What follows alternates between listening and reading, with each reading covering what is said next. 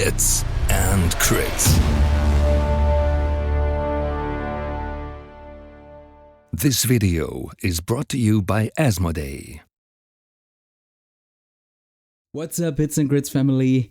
Welcome to the Lannisters deep dive, and let us or hear us roar on the most dominant house of Westeros. Exactly. So today I have Larks with me. Who else? Like you go a long way back with Lannisters, correct? Like when you wasn't it that when you started out with Song, you were quite heavily playing Lannisters, like in the beginning of. Not exactly. I started Night's Watch, but Yeah, but yeah, yeah. I always liked them, and my first games were against Free Folk and Lannisters because Psychopath was playing them, and I was always admiring them and their power and strength and cunning schemes, and then I started playing them myself. So I like during every patch I play, I don't know, my 5 to 10 to 20 whatever games of Lannisters, and so yeah. So Lannister's always been a faction which in my mind at least, or in my perception, they were always. It's basically like a big rock, being stable in the meta, being what they are. Great deck, control faction, a lot of like panic stuff, not really like only focusing panic, but a great faction in that matter. Tweaks here and there. I think season 3 really got them to a point where there was like, I think it was season 2, they got a base deck change and all the cards got better, more usable, more flexible. Yeah. And then the Honor Guard is one great example where they really got buffed. Crossbows were always great, but yeah. So from your point of view, when we talk about current state of the Lannisters, where do you see, what's the recap of or your recap on the Lannisters? Yeah. So as you said, right, the Lannisters always have been good. That's probably not because of the panic mechanic, which is so reliable, but it's because of the control element and some major pieces that make them work. Yeah, we saw during the last patch, we saw a Lance nerf, which was okay. We saw a High Sparrow buff, which was good, but probably not very impactful. And we saw the big Casterly Rock Honor Guard buff, and they are now pretty obnoxious to play against. And they are a staple in many Lannister lists. And all in all, Lannister is in a good spot. They have a pretty good win rate with 50%, considering that they are a very popular and always have been a very popular faction. That is good. That is a good value. They have a 50% pick rate, which is I think only topped by Baratheons, if I'm correct. And the power level remained quite stable. We will see this on the chart on the next slide soon. And one thing to mention though is that their list architecture is pretty fixed in the 4-3 slot, that is 4 combat units and 3 NCUs. Lannisters are known for the political and political play intrigues and so on, so it's very fitting that we see 3 NCUs, which is obviously the standard in most factions. But still, we don't see 5-3, and that is something we will talk about later. All right, so number of games, as I said in the beginning, it is in one sentence, they are stable. Number of games, win rate, pick rate stays quite the same. When it comes to commanders, what do we see there, Daniel? Commanders is, I said the faction seems to be quite balanced in terms of balance between factions. This also is true for balance within the faction itself, talking units and so on. In terms of commanders, we have a pretty strong lead from Tyrion, which is the most fielded commander. No, not the most fielded, it's one of the most. The most fielded commander obviously is Gregor with, I think, 35% in comparison to 15% roughly of Tyrion. And people like those aggressive commanders. That's something we see in Starks too, and we saw it with Mag in Free Folk. So that shouldn't be surprising. And I mean, it's great fun. But Tyrion and Gregor was probably in the competitive department, like the combination that you saw, I don't know, 90% of the times. And the two most successful commanders were Tyrion on the one hand with 55% win rate, but also followed by High Sparrow, surprisingly. Yeah, that is surprising. I would assume Tyrion, or the successful win rate of Tyrion mostly comes from the double crossbow meta, which we probably might not see in the future anymore because of the changes of motivated by coin. But yeah, maybe, maybe. But yeah, let's see. I would say High Sparrow is probably the most flexible one in terms of his tactics cards because he brings heal, defensive, and offensive cards. He's not a one-trick pony. He can do whatever he needs to do.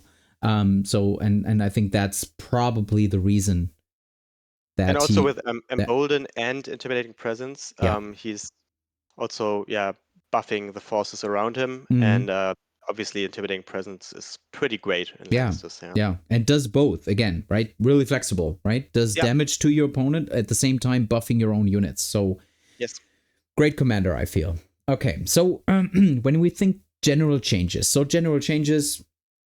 free attachments now, no neutral commanders, all the stuff we know already from from our deep dives. So where do you see what can we expect from these changes?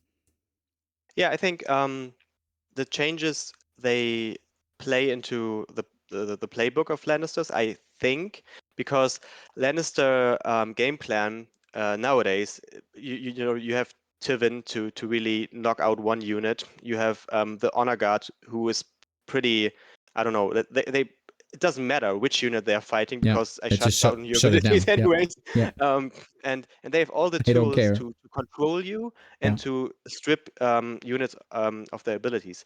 And I think these tools, while already being pretty strong, now become even more valuable with all these stacked units running around. So I think that's good for Lannisters. And the Casterly Rock Honor Guard, they now even get more pumped up, and they will dominate the field even more. And as you mentioned, like Lannister struggled to field good 8 activation lists, and now we will talk about the attachments in length, but there are some pretty spicy attachments out there. They have been, but now even more. And I think this might be enough to really field an interesting force of 5 or 6 point units that are strong enough to give a headache to your opponent now. Yeah, absolutely. So, I think I feel the only let's call it drawback, or the only drawback the Lannisters have is the only unlimited or restrictionless attachment is the turncoat, actually. So they cannot put one attachment into anything, right? They can't just throw it around. So that's probably the only drawback. Yeah, and again, turncoats are pretty great. So absolutely, and thematic at the same time. So that bribery, and or the bribe people just standing in your unit. Oh, I got enough money. I will just leave. I will leave the battlefield and leave you weakened. Let's go. Bye. Right. It's awesome. Yeah. And also one little thing, which might be under the radar for some people. The panic mechanic was changed so that if you roll a 1-1, it's always a fail, which means certain units that very rarely had to roll panic test in the first place now always have to roll, and always have only even if it's only like 1 out of 36, they always have a chance to fail. They always have a chance to crit fail, and you have some cards to deal 1 or even then 2 more wounds if you have Hear Me Roar and Filthy. So you and I saw it happening to you during the War of the North, right? You lost your dragon to 1 crit fail, right?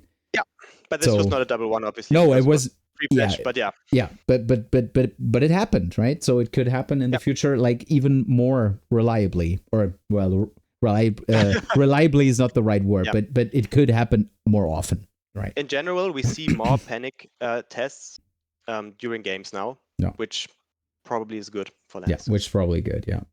All right, so we already said let's go to the changes to the Lannisters in particular, and we will start with the commanders, or with the changes on commanders. So as we already showed in our faction video, Might of Throne was changed from a free charge or a free attack to well, they basically reduced the free action, but also said. Changed it to, if your opponent does not control crown, you gain +1 attack die to melee attacks, and you count as rolling 6s for all charge distance. So it kept the theme of being something that you use for charging, use for going in and do damage. So that stayed the same, but the free action is gone. So in your book, what does it do to Kevin? It's not a buff, right? It's not a buff, but it's probably not a big nerf either. And one problem infantry units always have is getting outmaneuvered or not having enough threat range, especially in Lannisters. So having a guaranteed 6-inch charge is pretty cool. Yeah. And the +1 attack die is nice to have. Interesting, but you probably want to feel them in a unit now that makes the best use out of it. So maybe think about something that has like critical blow, for example, because if you have a 7 or 8 attack profile with critical blow, that's pretty neat. Yeah. What would that be? Mountainsmen. Mountainsmen come to mind, but also Lannister, the City Watch, right? City Watch, yeah. Yeah. Because they have Sundering crit blow as an order. Yeah. That might be interesting. They got buffed too with Dominating Pride, so yeah. And I think go ahead. No, I just wanted to say, like, one thing we had, like, I don't know, in our pre-discussion a few days back, or I can't remember, but you said it in the beginning also. The ability to shut something down now in the future will be more important. So, and Kevin still brings that with seeing their flaws. It's still in there. So, and the trigger is good after an enemy combat unit completes an action. So the action is done, and then you attach the card, and in this turn, in this round, I mean, it shuts down the abilities, which is great when he attacks. Yeah, when he attacks. But still, like, when we think about packages, like, right, he's an honor guard, and he shuts down ability for the round, and then he attacks with Might of Throne, whatever. Honor guards already shuts it down, but like abilities. But seeing the flaws opens up, I think, the pathway, for example, to for other units, which then can also shut it down. And if you have the tokens, shut down abilities, and the +1 attack die 6-inch charge, it's an interesting package. So try them out again, I guess. Yeah, I guess.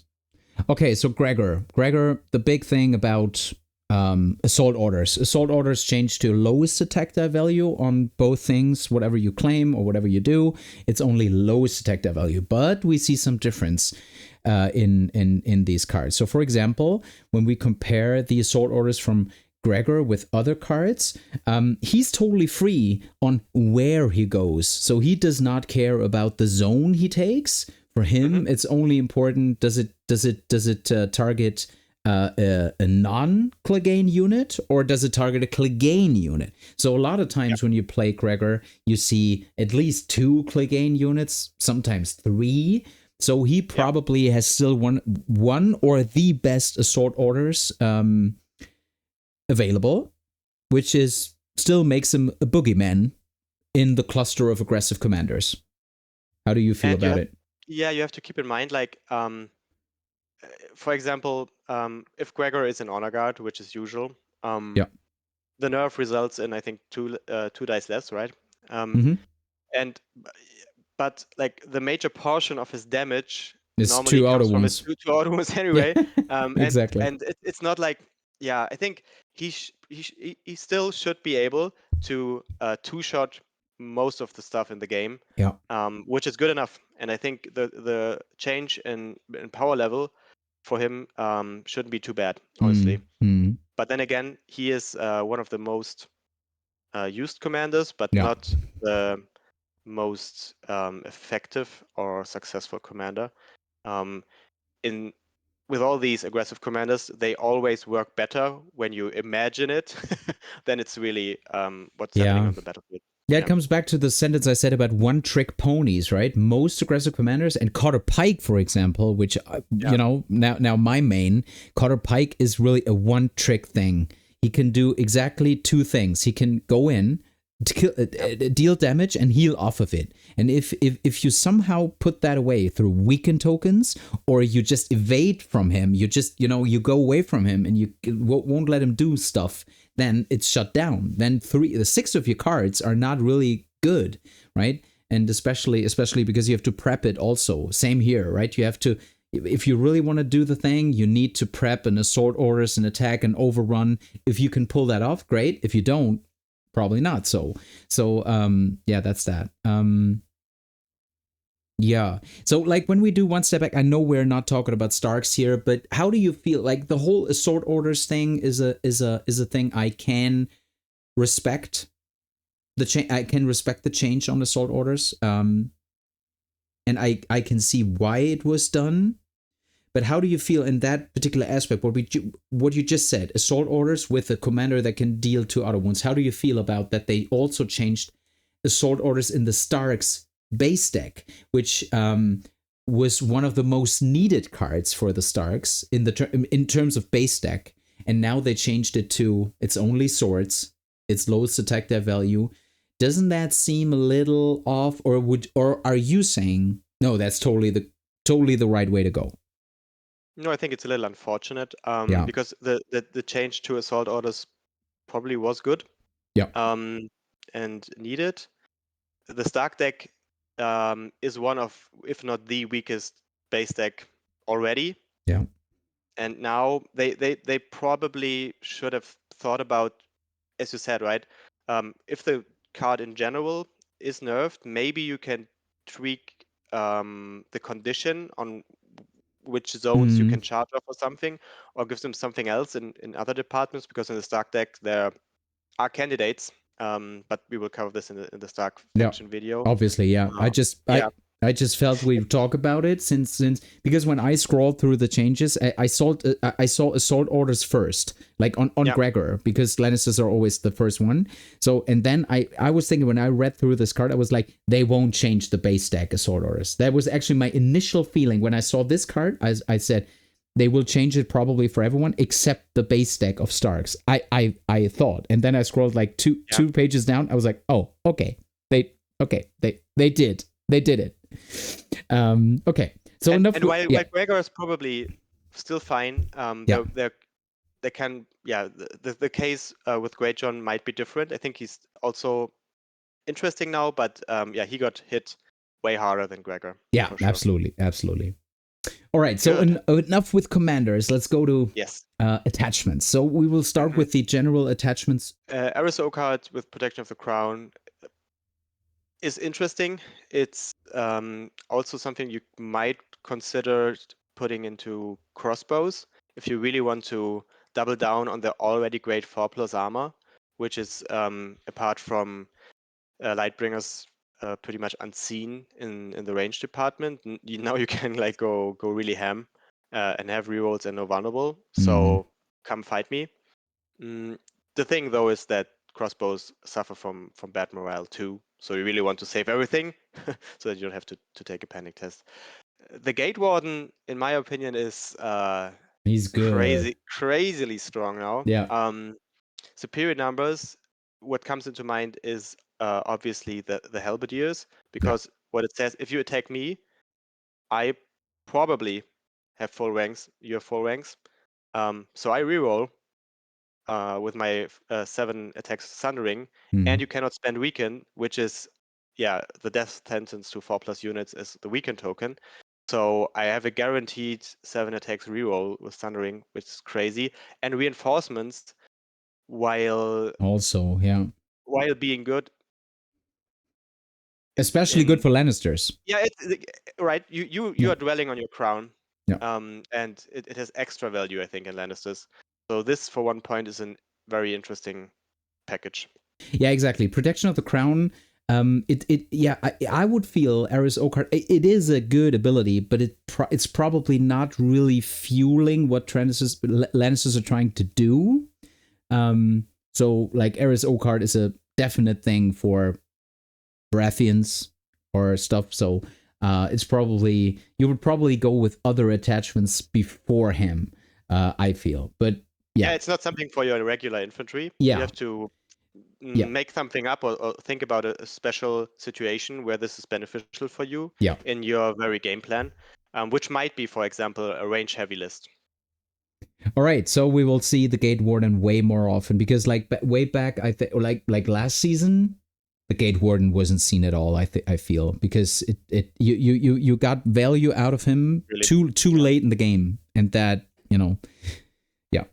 that's the main reason. So let's go to these lore or like thematic lore changes we've seen. So Champion of the Faith was released really early, so already in the article from cmon, they basically revealed the Champion of the Faith. So the first Champion of the Faith is free when your army contains the High Sparrow, and you can take up to 2 of them. So basically, war cry for free. And we had a discussion about it. You were saying it's great for free. It's not great for 1 point. So you appreciate the change. You would never take it for 1 point. You would never take Warcry for 1 point. Not because it's 1 point, but because it's it's taking one of my spots, which I want to fill with all the other great attachments. That's the thing, and that's why I genuinely think that the limit on this thing is, I don't know, meaningless. Not even needed. Yeah, not even needed. Yeah. It's not needed. I might take it for free in my maybe 5-3 list setup. But other than that, I don't see the Champion of Faith, honestly. Yeah. Jaime Lannister. Now that is interesting. I think. You don't think so? I see it, but I like it. I really like it. Yeah. It's expert duelist encounter, and again, like I think in this patch we don't talk about value for money, like value for points. We're talking about, is this the best combination you can get out of your attachment slot? And I think expert duelist and Counter-Strike is cool, but it might not be. You also have to think about which unit to put him in. Yes. Can you name one which would be interesting? Well, it needs to be something that can hold its ground in the middle, probably because of the Counter-Strike. It needs to be. Do we have something with Disrupt? No. So it needs to be something that can survive on its own, and it probably is something that you want to hunt attachments with. You don't hunt. You never use expert duelist on 5+, right? So it's 1 wound, and if you want to do more wounds, which other attachment comes into mind? For which is 2 point now. You mean the Silent Giant? Yeah, yeah, right. So Zombie Gregor, and that's the thing here. And we have another Jaime Lannister variant. We have many variants of Jaime Lannister, which might be more interesting now. And that's why. How many do we have? 3 Commander attachment, 1 point attachment, Commander, and this one, and the 2 point attachment, And this is why it's cool and all, but I'm not very excited about this very attachment.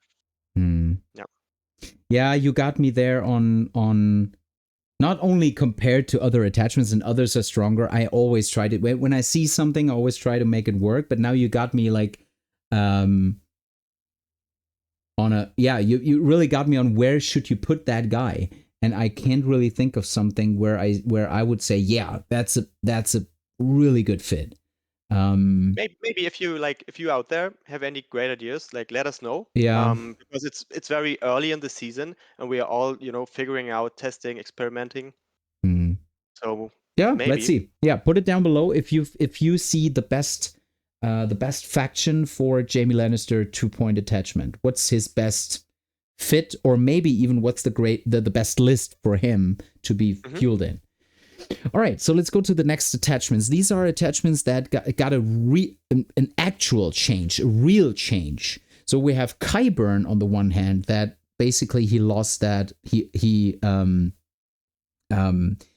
only becomes vulnerable now, versus he used to have -1 to defense, which was the reason mostly you put him in pyromancers, because they don't care, they're on a 6 either way. Because the experiment enhancements is quite a good ability to put in. Yeah. Also, when you take Qyburn, you get the access to the Silent Giant and stuff. So that's good, right? So that's straight up better now. And one thing to point out, like you have still a negative effect, but it's only applied to you when you already got value out of attacking with experiment enhancement, which is a different. So this now opens him up for more units just pyromancers, right? Yeah. And this is interesting. I thought about putting him in the new mercs now. If you put him in new mercs, the mercs with motivated by coin. With the new motivated by coin, yeah. The start of round, they have rerolls. So they have 7 rerolls, +1 to hit, vicious. No weakened. Suddenly, for 5 points, right? Because he's free in mercs. It's pretty interesting. Pretty offensive unit suddenly out of the blue, which people don't expect. So that's something. I'm excited about this. This attachment. Yeah. Pretty cool. Yeah, as you say, I always appreciate stuff like when you play the game for quite or intensively, you tend to do always not always, but you tend to do the same stuff. And as you and I said, he was an attachment for the pyromancers when you play the pyromancers, which does not occur most of the time. But when you do, and you need an attachment, you took Qyburn, because so I always appreciate when something changes that opens up for more. So same with Gregor Clegane. Gregor Clegane, the mounted behemoth, used to have uncontrolled rage, so failing a panic test would give you a 6 charge. Or was it morale test? Morale test, not panic test. Morale test, if you fail the morale test, you get a 6 charge. And he used to do the 2 auto wounds. It is known the mountain does 2 wounds, but not anymore. The 3-point attachment Gregor Clegane now cannot become weakened as the commander version. No sundering though. No sundering though. He gained ferocious assault, so successfully charged, you become panic. Your opponent becomes panic, and he has intimidating presence. So, but still is 3 points. And you already mentioned this is quite a good thing to just fill your free slots and just go on with it. And where's the honor guard? Oh, let's take it. So, but how do you feel about him? Brigands, Knights of Casterly Rock. I think first of all we have to talk about, because there was so much controversy going on, like around this attachment. Because if you look at Tarks with the Blood Rider attachment, you have a similar attachment for 1 point, and people were outraging, Yes. But then I think you had some voices of more, not more, but of very experienced players, and they were basically saying, I think they are right. Look, you cannot compare a Blood Rider attachment in Tarks with a completely different playstyle and NCU setup, faction deck, and so on, to this, which is a perfect fit, like really a perfect fit for the faction. And the I think the 6-point calf, the Brigands. Brigands, yeah. This in Brigands is an incredible strike package, which is very, very fragile. Okay, but it deletes stuff like left, right, and center. Even if you don't pop your Tivin and your turncoat. So this is crazy, because you then have guaranteed. Yeah, it takes all away. It takes all the drawbacks away. Yeah. And you have like intimidating presence plus the units rule, which basically says for every lost rank. Yeah. +1, and then the cards that you can play. So you can have like a +5 rune panic Yeah, test and panicked. now, Panic token. Yeah. and the panic token guaranteed. So it's 3 points, but it's like if you put this in brigands, it's definitely not bad. It's like a Yeah, very, very, very scary cav unit that your absolutely. opponent has to hunt, has to respect, Mm, whatever. mm. So I think it might seem odd and people were outrageous about it, but I think this for 2 would probably be too good.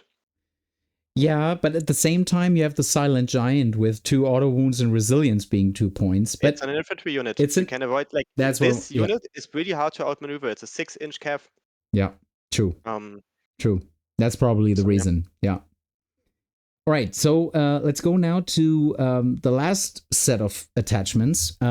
These 3 just stayed the same as they are. We have Jaime Lannister again, and just 1 point reduced. So I just let's start on the right hand side because I already said so. So you bring the I set it up exactly. So Sir Robert Strong comes with resilience, which is a pain in the butt, right, to play against, and also deals 2 auto wounds. So if that guy goes into these strong 7-point units, or the honor guard. Most probably, but also like he in whatever unit that attachment is worth 2 points, definitely. Yes, I think we can move on. Yes. Yes. Yeah, let's move on. So this, we see, please see a lot of, use him. so Yeah. I mean, no, that's not what I'm saying, but this is a 2-point attachment, and we don't have too many 2-point attachments anymore. Yeah. This is a 2-point attachment. And he's worth it. Yeah. So Adam Marbrand on the other side, 1 point, and he's basically that stereotype vassal attachment where we see across the game he brings Sentinel and counts as Jaime Lannister for all abilities and effects of the game. So for tactics cards or for whatever, right? Whatever can happen. So how do you feel about him? When you think Jaime Commander, or when you think it's probably mostly the Commander version, which is interesting. But how do you feel about it? I played quite some Jaime Commander, and I like him. I know. But I would never play Adam Marbrand probably, which is sad. I think he's interesting if you want to recreate your own Golden Company crossbows in Lannisters. So if you put him in the Lannister crossbows. Yeah, that's what I thought. Yeah. I think, I don't know, maybe I'm not creative enough. So all the great players out there, show me that I'm wrong. Yeah, put it down in the comments again. Yeah. But for me, Sentinel is good and all. It's pretty interesting ability, but I like imagination, where to put him in, except for maybe crossbows to really go make an interesting range setup. I think it also comes down to what we had in the beginning in terms of would you use it? Would you use the 2-point Jaime Lannister? I think it comes down to there's just straight up better stuff than Adam Marbrand. Exactly. So to name one, the new Jaime Lannister, 1 point. Martial training is obviously a good ability because it gives you rerolls whatever happens. It gives a vulnerable token whatever happens with his order token, and Stalwart also is a great ability. So I today played him in Cutthroats, and Cutthroats? Yeah, because they already have rerolls in vulnerable. Yeah, but only if your opponent didn't activate. You really have it all the time. Now you have it definitely. So no, it was it would take up too much time to explain. But I played him in Cutthroats, and now this unit for 5 points has 5 morale and has a lot of offensive power. I know it's a little bit doubling down, but as I said, like now you don't even care is your opponent activated or not. You will just deal the vulnerable, and you will just have the reroll, so you don't care. And this very attachment is incredible value for 1 point, like really. And this in Honor Guard, that's why I'm like, compare the Jaime we saw before with this one. Yeah. And like, if you put him in Honor Guard, you always have your token, which is translating in another offensive keyword, blank abilities, and Stalwart also, man, great. And Stalwart, they go to 3 morale then. Yeah. Right. So I think he's a very hot candidate. That puts Sandor on the bench again, right? Because it used to be Sandor was one auto thing because he dealt the panic, right? When he charged, it's right? vulnerable. It's vulnerable. Vulnerable when he charged, exactly. So not panicked. So the vulnerable when he charged. So that would probably put him on the bench because you don't even need the charge. You can even stay engaged and put the vulnerable out. Yes. So that's great. All right, so these attachments, so we can basically summarize it: strong competition across the field for 1 point attachments. On 2 point attachment, not so much because just use Sir Robert Strong. And on 3 point attachment, which is only 1, try it out. I feel on Brigands it can really work as Daniel told us. So let's go to this. If you don't know anything else, get the 3 point, mountain the rights. And the turncoat. And the turncoat, and then you're good, yeah. Okay. So let's go to that one particular unit that got changed. So the Lannisport City Watch is in used to be really good with the old adaptive style. Then adaptive style got changed because it was highly needed, and then created a unit which was probably not used anymore. Now with Domineering Pride, I would still say they are in a tough spot because, again, there's pretty strong competition for 6 point units within Lannisters. They have actually quite great units in the 6 point field. They have the brigands, the crossbows, exactly. So it's even Mountainsmen are, I feel, which is probably not as good as brigands.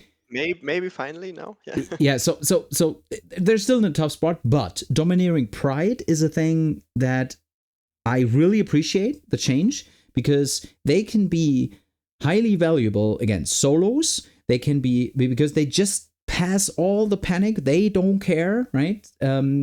So they are better now. The problem, as I said, is probably the competition on the 6 point area. But what do you see? Is there anything I missed on it?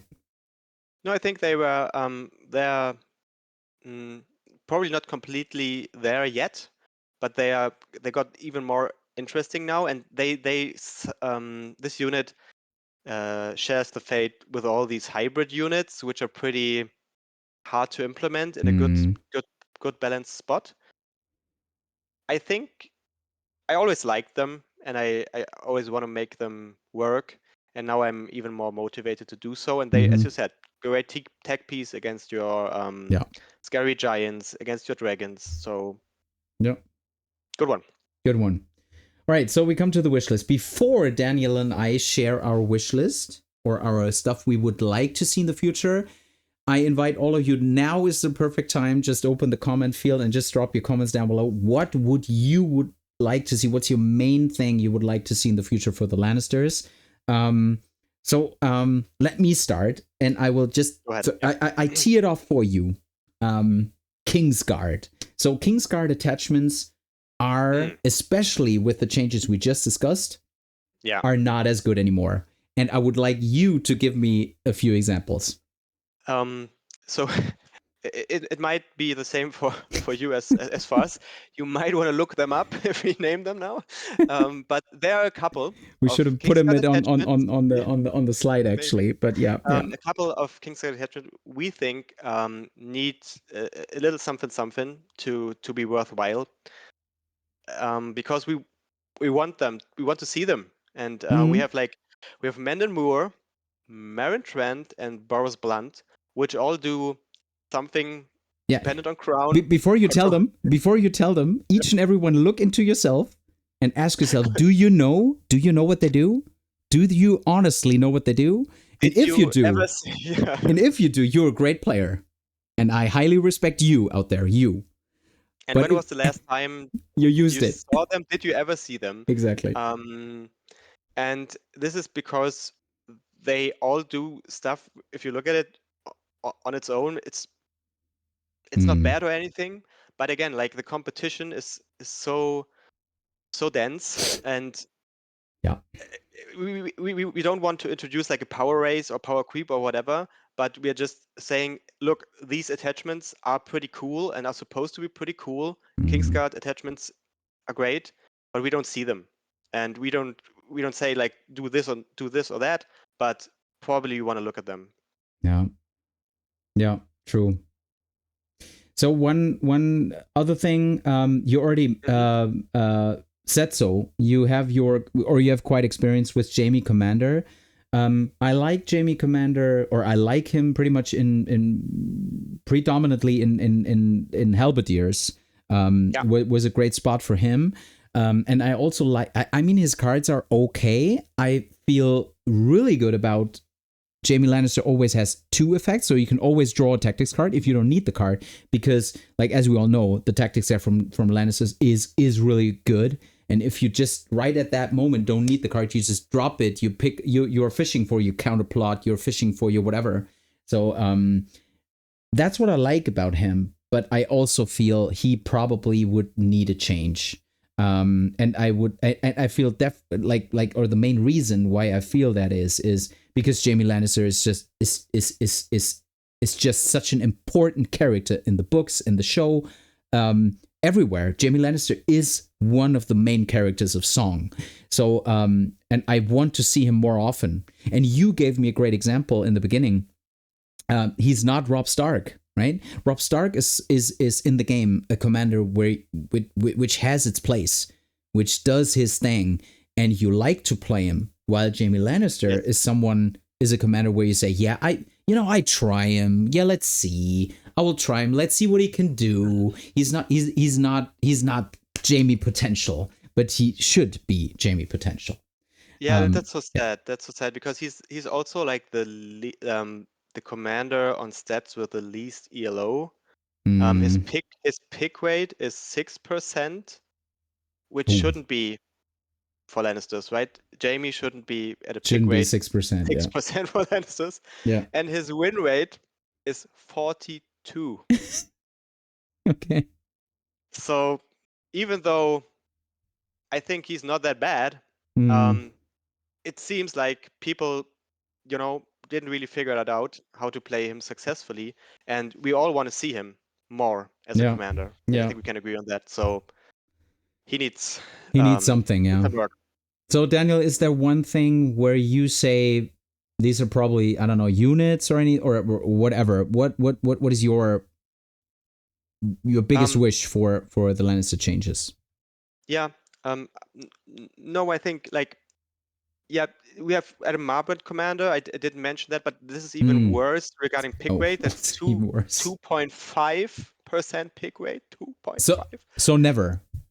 So basically never. Basically never. Okay. This shouldn't be. And Jaime and Adam, yeah. as a couple. And then for me, High Sparrow commander is in a good spot. His units or his sub-factions are not.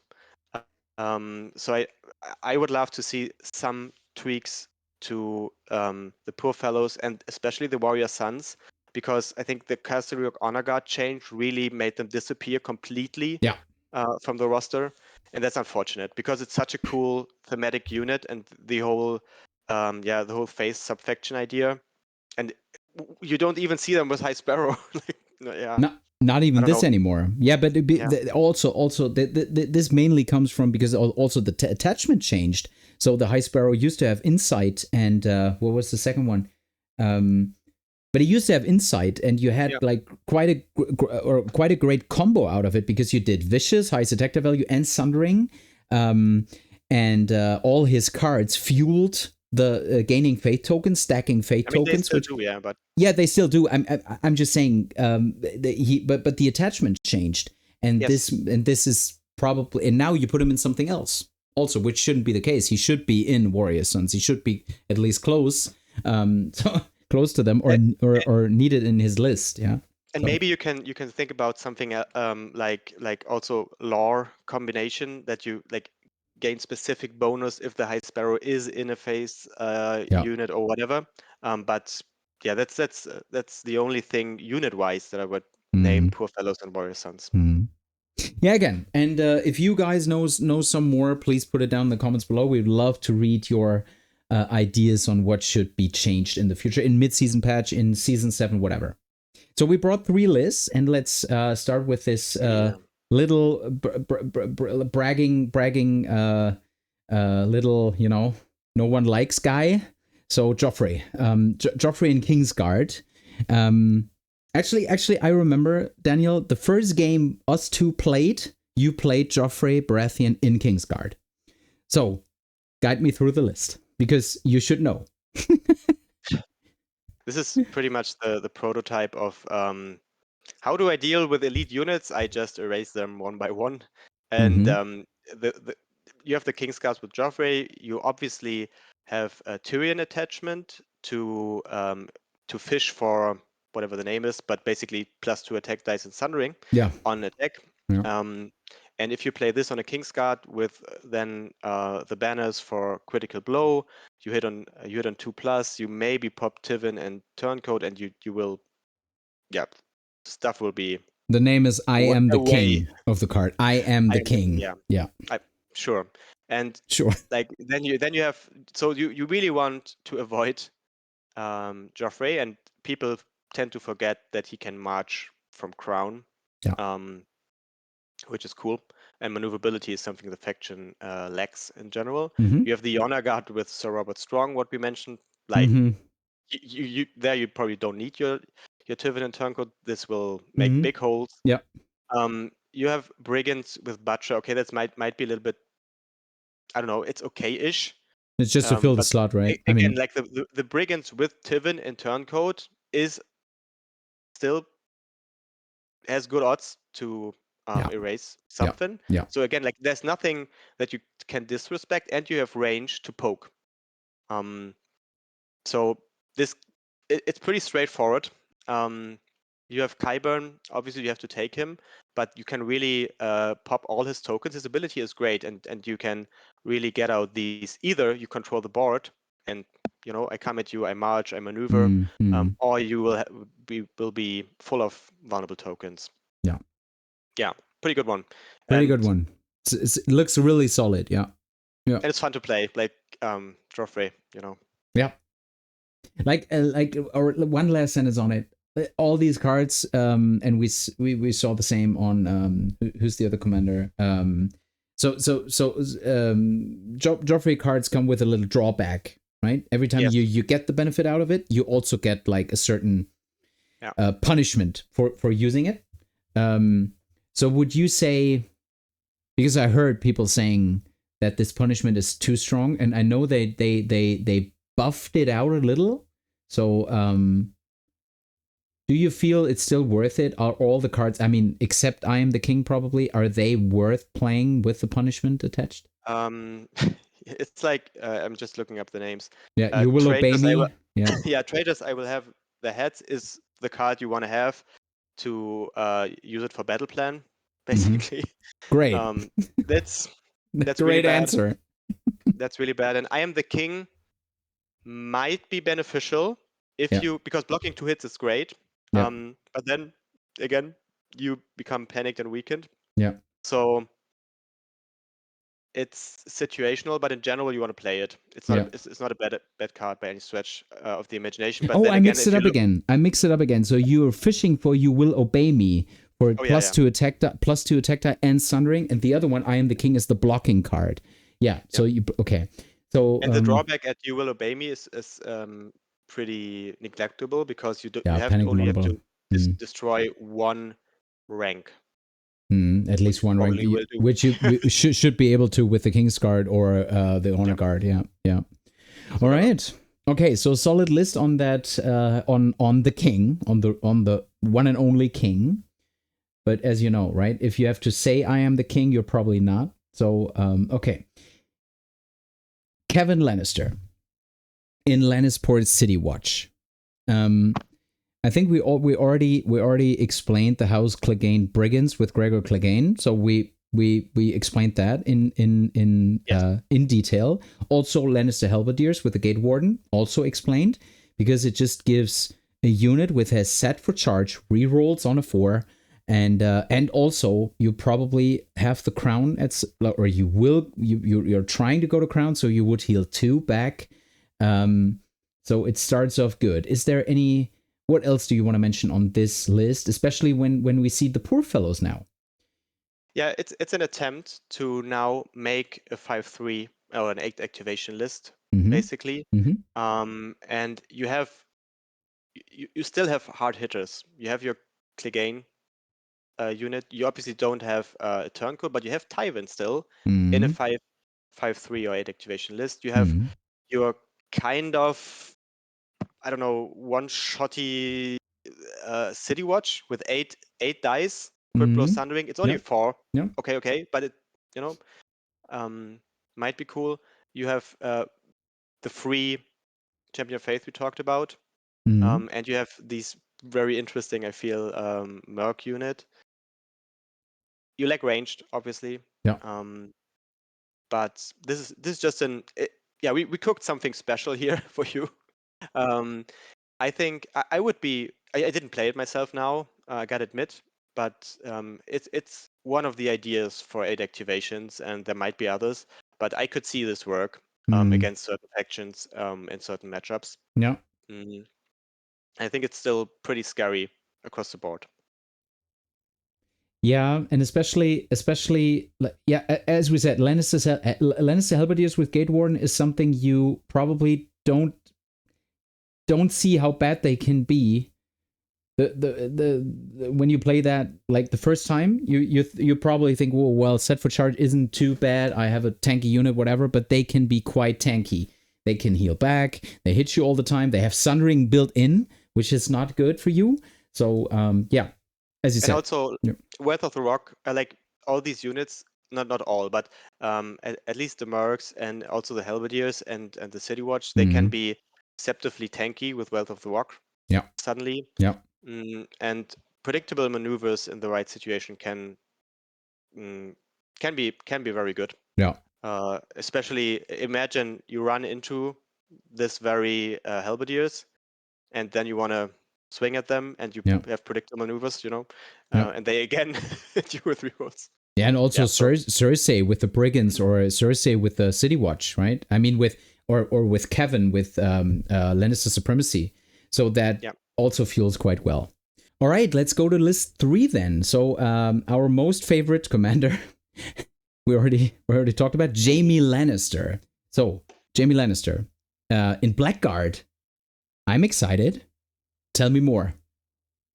yeah. Well, the list we saw before tried to and encapsulate and incorporate like as many of the changed units and attachments as we could. Basically, this is something we want to highlight here, that you can still play ranged even though you don't have your brawn anymore. That's one thing we want to show here, Yeah. and we want to give you an idea of how a 5-2 setup could look like. Mm-hmm. And basically, you have these 2 crossbow units running around, pushing forward. One is very defensive with Eris Okard. The other one has Sentinel, so Mm-hmm. also are kind of flexible. And you have 2 units you really don't want to engage, which is the Blackguard, which now can keep up in terms of speed Speed. with Yeah. your Mm-hmm. with your battle line, Mm-hmm. and again the Halberdiers, and then you have your delete button running around.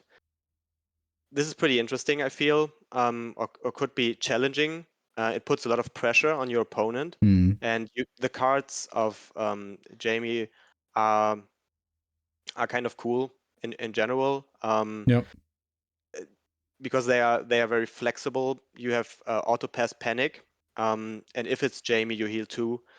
So this compensates the weakness of your crossbows, the weak morale, which is their only weakness in Mm-hmm. general. You have another card that triggers a panic test on activation of your enemy unit in conjunction with a panic token if it's in long range Mm-hmm. of Jaime. So also pretty good. That's also why we have Joffrey here, which is also needed for the Yokard detachment. Yeah, and then Varys, which is a staple in range lists, because if Yep. your opponent has to block swords, you obviously could go for Peter too here.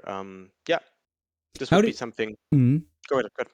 How do you feel about the 2 NCUs here in this particular list? I mean, like 2 NCUs, we are all coming from playing mostly 3 NCUs, but in this particular list, how do you feel about? Is there a drawback? Is there something where you see or where you feel this could be a problem playing this list?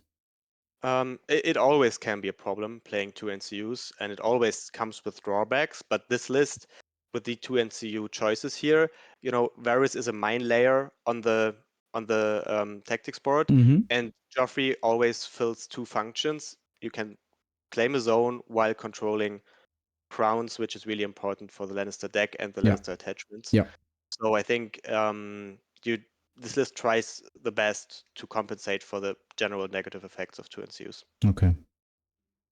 Great. Yeah, so these are some innovative let's take it serious, the patch, and make use of everything. But as you heard in the beginning, we also see the meta chaser options, the meta chaser choices when it comes to attachments, when it comes to obvious stuff, and you guys probably know. If you don't, jump on the Discord and discuss with us what list you should start playing with Lannisters. It might be that you just picked up a starter box, picked up your hero box. So just reach out and talk to our moderators or ourselves. Just reach out. So that ends the deep dive on the Lannisters.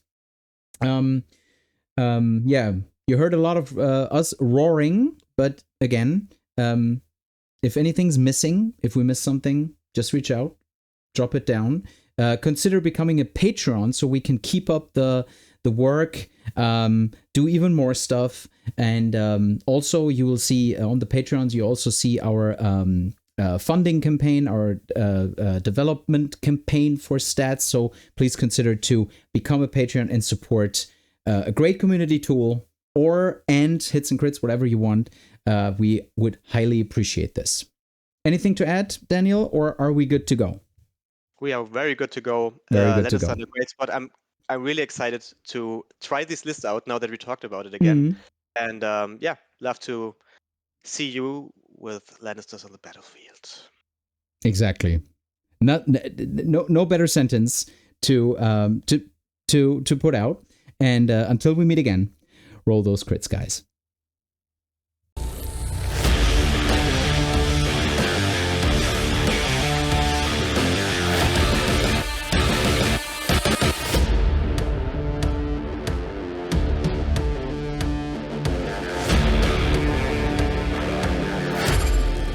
Come for the hits and stay for the crits.